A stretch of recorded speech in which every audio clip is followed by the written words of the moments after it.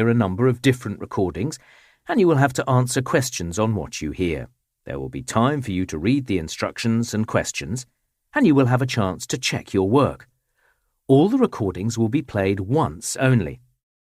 The test is in 4 parts.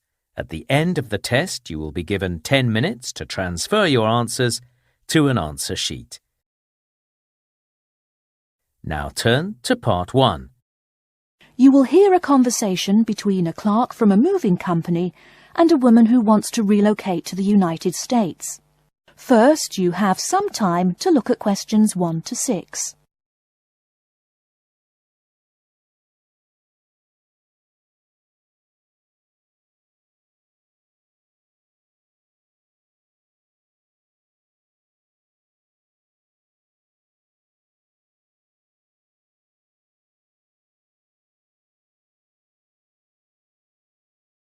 You will see that there is an example which has been done for you.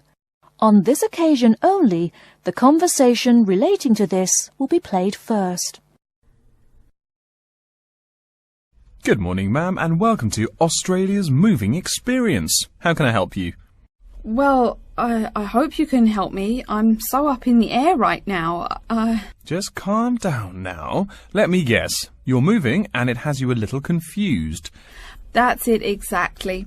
You see, I'm relocating to the United States next month, and I'm having a hard time getting organised. Here, fill out your name and address and let me ask you a few questions. Oh, what should I call you? My name is Jane Bond. The woman says that her full name is Jane Bond, so Jane Bond has been written in the space. Now we shall begin. You should answer the questions as you listen, because you will not hear the recording a second time. Listen carefully and answer questions 1 to 6. Good morning, ma'am, and welcome to Australia's moving experience. How can I help you? Well, I hope you can help me. I'm so up in the air right now. Just calm down now. Let me guess. You're moving and it has you a little confused. That's it exactly. You see, I'm relocating to the United States next month, and I'm having a hard time getting organised. Here, fill out your name and address and let me ask you a few questions. Oh, what should I call you? My name is Jane Bond. OK, Jane, first of all, what's your work phone number? In case I have any questions about things. My work phone is 9463 550. But please try not to call me too often there. My boss hates personal calls. So does mine, ma'am. So does mine. And what address should we ship your things to? My new company is letting me stay temporarily at 509 Clark House. That's CLARK. 1137 University Drive in Seattle. Seattle? Beautiful city, I hear. Mountains right beside the ocean almost. Cooler than Australia too. OK, and when should we come pack your things? I guess that would be on Monday, March 11th. Do you want any help with an after-packing clean-up? We do that for a small additional charge. Yes, that would be helpful. I promised the landlord I'd give her the keys back by 5 p.m. on Thursday the 14th. Great. We'll just schedule the clean-up for that day. That way, the place will smell clean and there'll be no dust. Well, you do think of everything. Oh, how much is this going to cost? Here is a list of our basic prices. Oh dear, this seems rather expensive. Yes, ma'am, but you're paying for the best. We're careful and we're fast. Like we say, the only thing we break are speed records getting you moved. Well, maybe that's so. Oh, I nearly forgot to tell you. I don't want my furniture shipped with me. I won't be looking for an apartment till after I arrive in America. Would it be possible to put my furniture in storage here for a month, then have it sent along later? Of course, we do that all the time.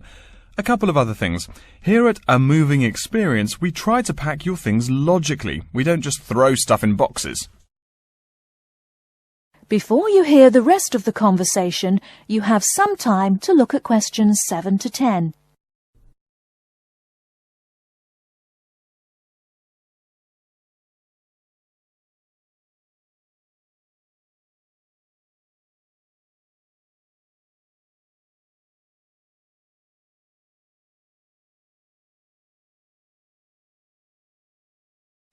Now listen and answer questions 7 to 10. Do you have any special requests? You know, things you want packed in some special place so you know where to find them. Like what?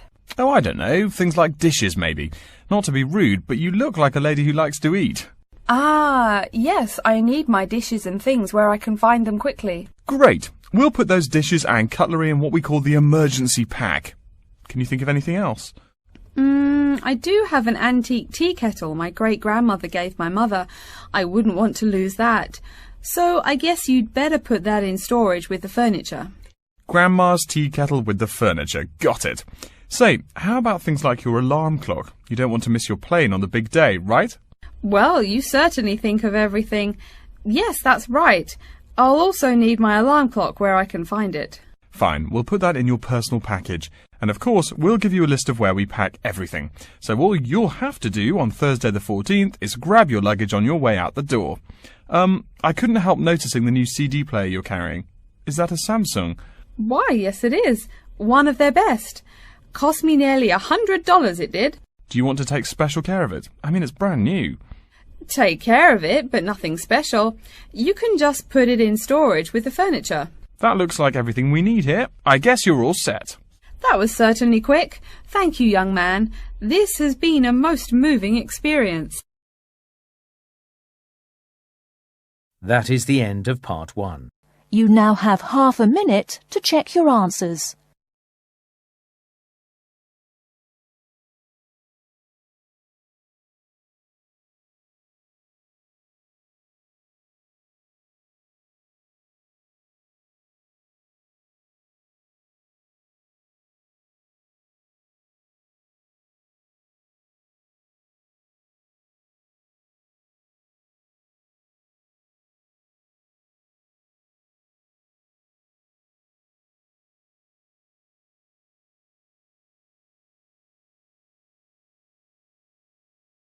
Part 2.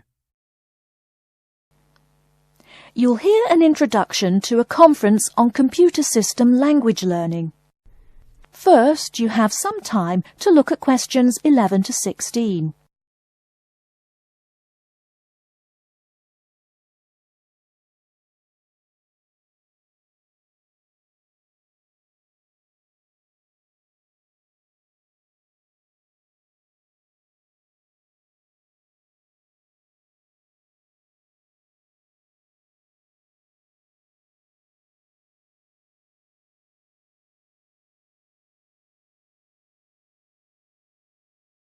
Now, listen carefully and answer questions 11 to 16. Good morning, everyone, and welcome to the second annual Wallabaloo Conference on Mastering Computer Languages. I hope you all had a good trip. Before we get underway with today's program, let me fill you in as to what's on tap for tomorrow, Sunday, February 19th. At 9 a.m., right here in the main hall, we'll be hearing a lecture from Dr. John Smith about computer as teacher. Professor Smith from the University of Melbourne is a world-class expert in the field of computer-assisted education, and his talk promises to be both stimulating and informative. Immediately afterwards, at 10:30, there will be a presentation of papers by various delegates. That, however, will take place in the garden room on the ground floor. If you don't yet know, the garden room is also called the ballroom and will be gathering at the west end, the slightly raised area called Level 2. Just look for the crowd. If you get lost, there are signs in the foyer. After all that thinking, talking and listening, I expect everyone will be a bit weary. So at 11:15, there will be a break for coffee, cookies and other light refreshments. These will be available at the aptly named refreshment stand, placed by the door back here in the main hall. Also, if you choose to skip the formal lunch, you can buy a packed lunch at the stand for a reasonable price. I strongly urge you, however, to join us at the formal lunch. That won't be till 1 o'clock sharp, so you have time to stroll about town a bit. We'll be eating at the Seaview restaurant. The restaurant is located right here in the hotel on the top floor. It's a good dozen flights of stairs, so I suggest you take the lift on the ground floor, eh? If you're not fond of fish, there's an all-you-can-eat barbecue available as well. They even offer wallaby meat. After lunch, we'll troop back downstairs to level 2 in the ballroom for the presentation of further papers, which will begin at 2 p.m. Please try to be on time. I know you'll be a bit tired after lunch, but the ballroom echoes so with people coming in late. Thank you in advance. Once we've heard the papers, we'll break for afternoon tea at 3:10 p.m. No need to walk. The manager of the refreshment stand has graciously agreed to have tea served in the ballroom. He's even promised us some special scones, baked from a recipe of his dear old Scottish grandmother. Then, tea being drunk and scones munched, we'll retire here to the main hall for some closing remarks and questions. So, by 5 o'clock, we should have the conference wrapped up. But the fun isn't over. This is Australia, mates. We'll be flocking to the hotel's own Palm Lounge on the east side of the foyer for an informal reception. You can relax, mingle with the other delegates, and let your hair down a bit. This will run from 5:10 to 6:10, though you're free to stay as long as you like. The lounge manager has informed me that for the duration of the actual reception, you can have all-you-can-drink beer for $20 with purchase of an advance ticket. Before you hear the rest of the talk, you have some time to look at questions 17 to 20.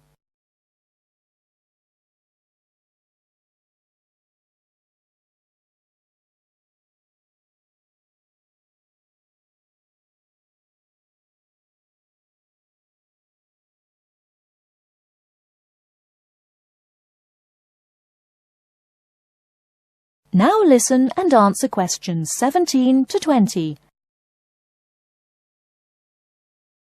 And yes, tickets can be purchased from any conference organizer or at the front desk any time between now and the start of the reception. I suggest you come by tomorrow evening to pick up the tickets, since the conference hall only holds 800 people. That way you can also get your journey planned ahead of time, and be sure not to miss this truly memorable conference. If you want cocktails, however, I'm sorry, you'll have to pay for those at the regular price. Oh my goodness! Speaking of paying, I see I forgot to tell you a couple of things. The first is about lunch. The charge for the lunch will be $15 for all you delegates. If you have guests with you, the cost is $25 for the general public and $6.50 for children under the age of 10. That's $15 each, not total for everyone. Another item is about the lunch menu. I very much urge you to try the fish. I mean, look at the restaurant's name, the Sea View. As the name suggests, it is a famous seafood restaurant. The chef is a Basque from Spain, and he really gets quite put out when people ignore his fish specialities for burgers or barbecue. If fish isn't your thing, though, try the steak. He makes an exquisite filet mignon topped with blue cheese and mushrooms. Finally, if you'd like to buy a ticket, you can have both lunch and unlimited beer for $35. I should have mentioned that earlier, but I am a bit forgetful.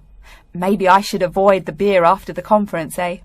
Well, I've said my bit. Are there any questions? That is the end of Part 2.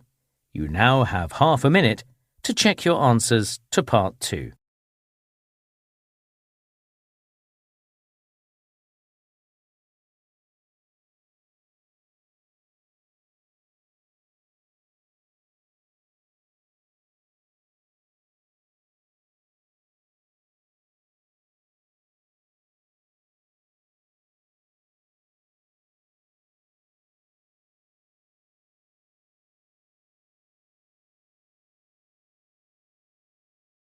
Part 3. You will hear a student called Tina asking Professor Van Diesen for advice on choosing courses. First, you have some time to look at questions 21 to 26.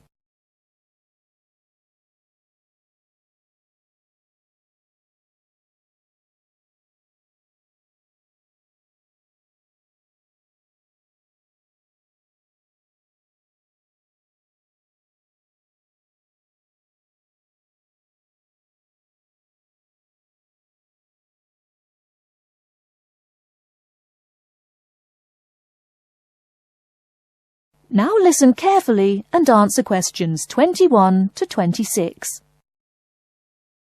Hello, are you Professor Van Diesen?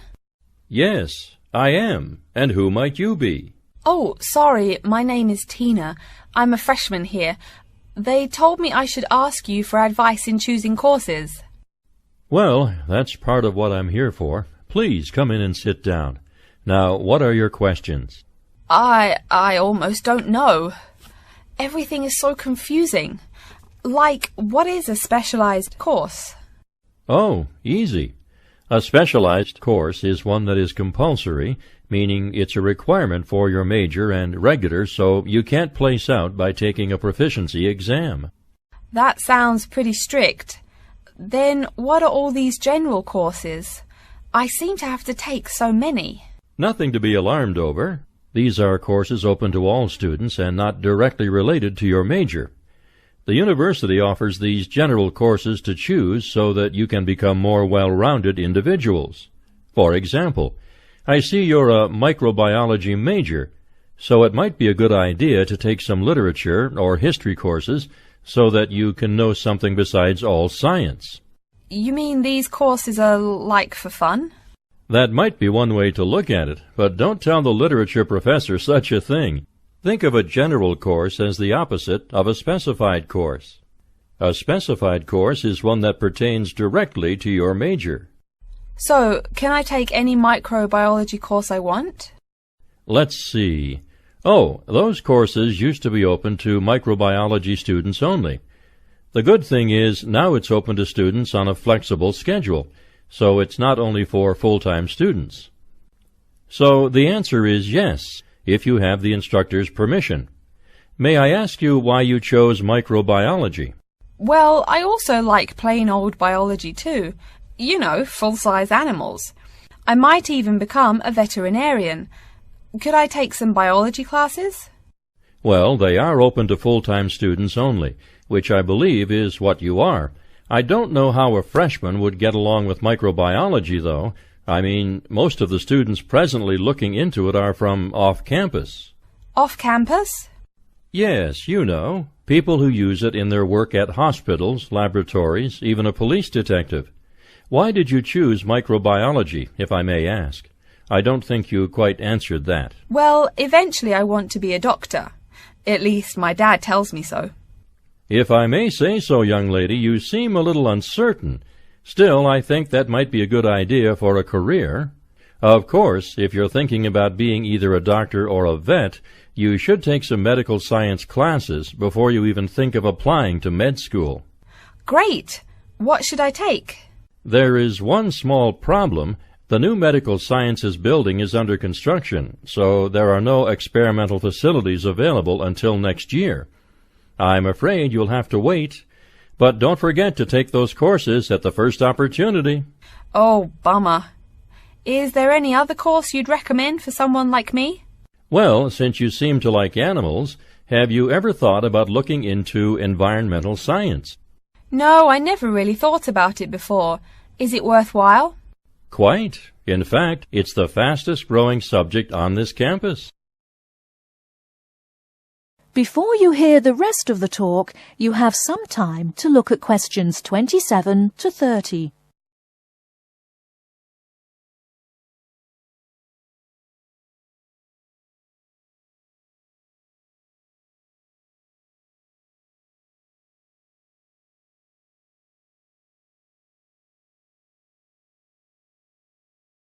Now listen and answer questions 27 to 30.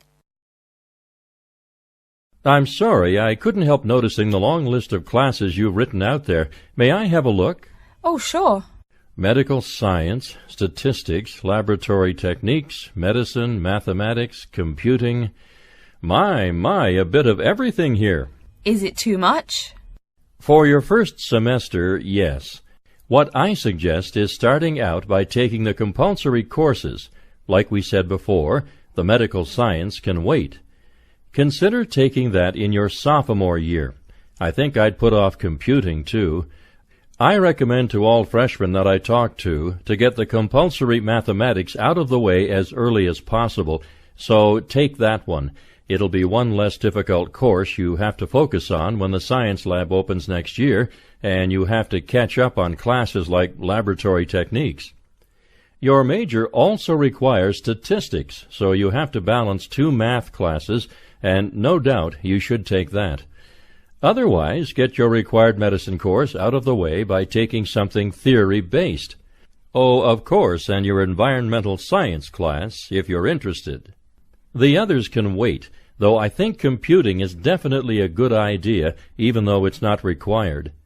I see, too, on your paper there you seem to have had high marks on the entrance exam. Yeah, I guess so. Don't be shy. Have you thought about applying for a scholarship? Do they have any? I mean, my dad is always complaining about how much money it costs him. In your department there are actually 3 full scholarships available. They cover tuition and provide $1,500 cash. $1,500 cash? Party! Please, miss, the money is intended more as a textbook allowance, not party money. If you promise to behave, I'll show you how to apply. Great, and thanks. That is the end of Part 3. You now have half a minute to check your answers to Part 3.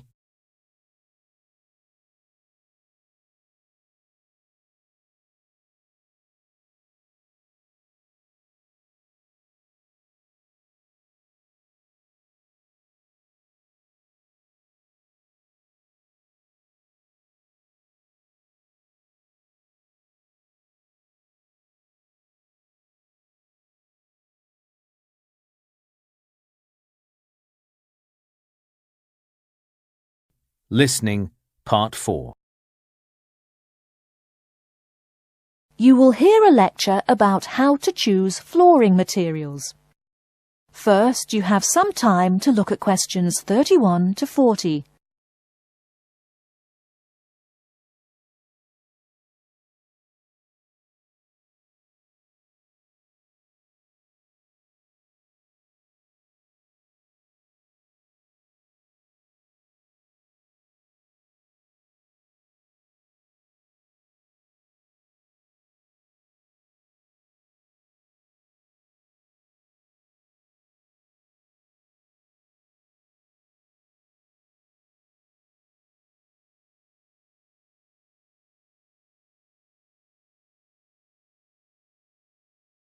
Now listen carefully and answer questions 31 to 40.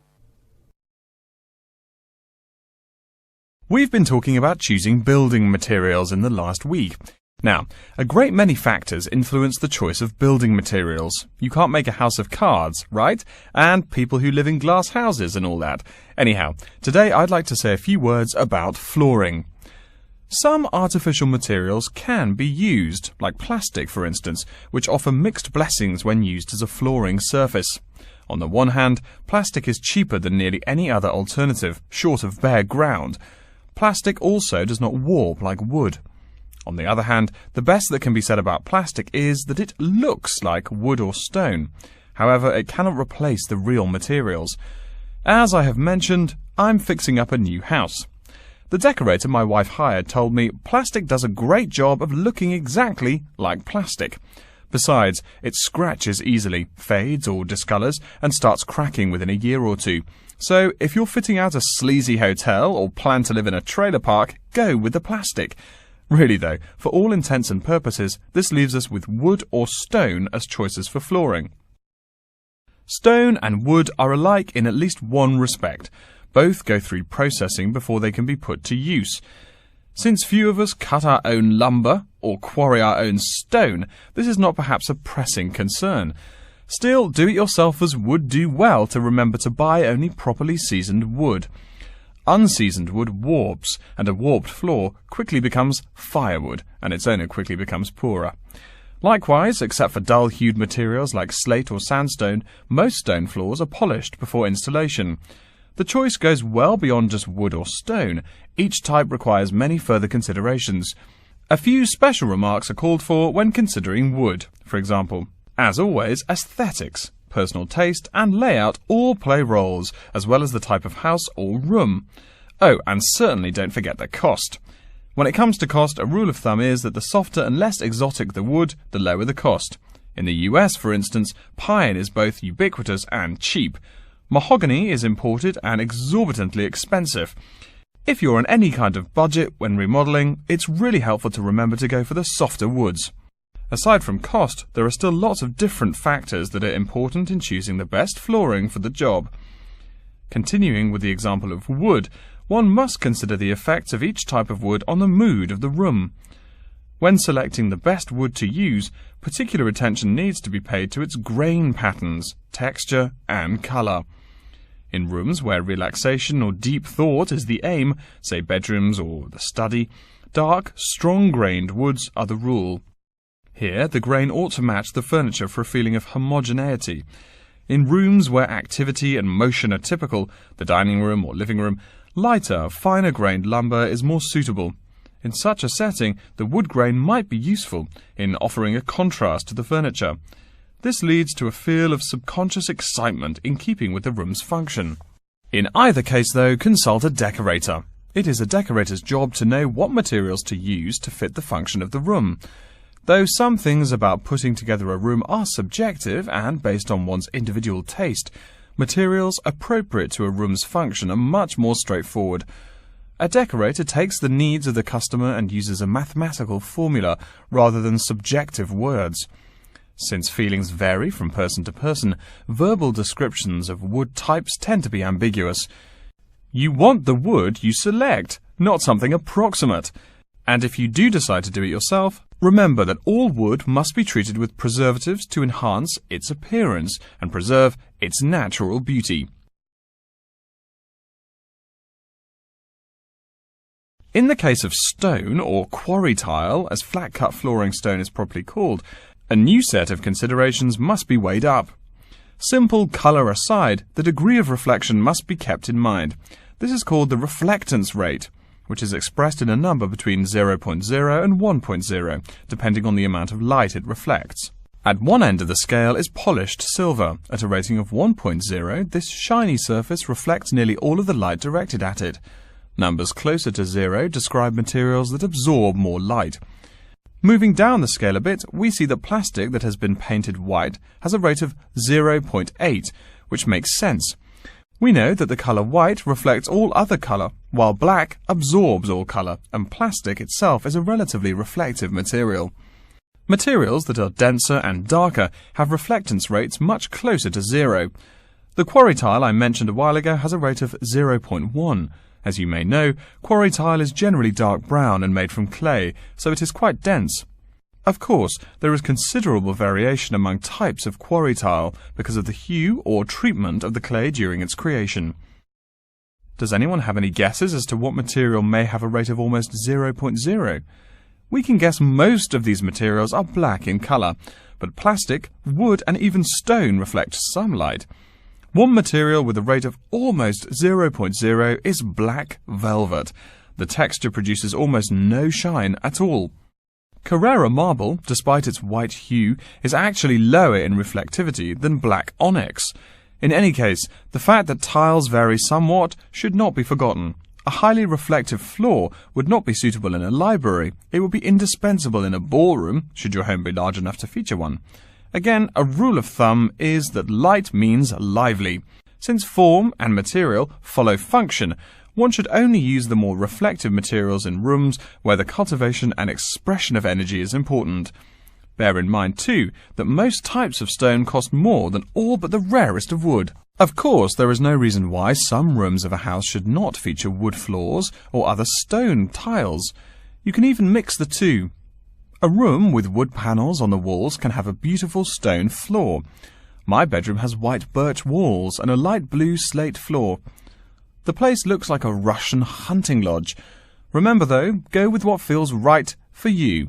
Good taste and the laws of interior design are the homeowner's servants, not his master. It's only beautiful when you decide it is. I mean, you're the one who lives there, not the decorator, right? Okay, are there any questions?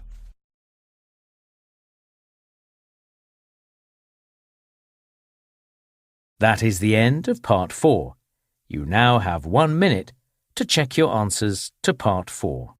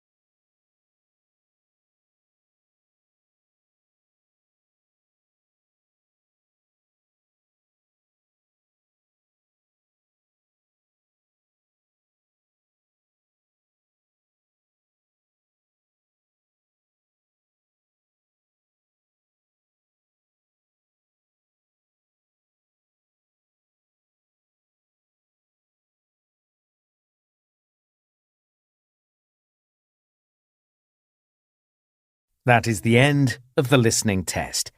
In the IELTS test, you would now have 10 minutes to transfer your answers to the answer sheet.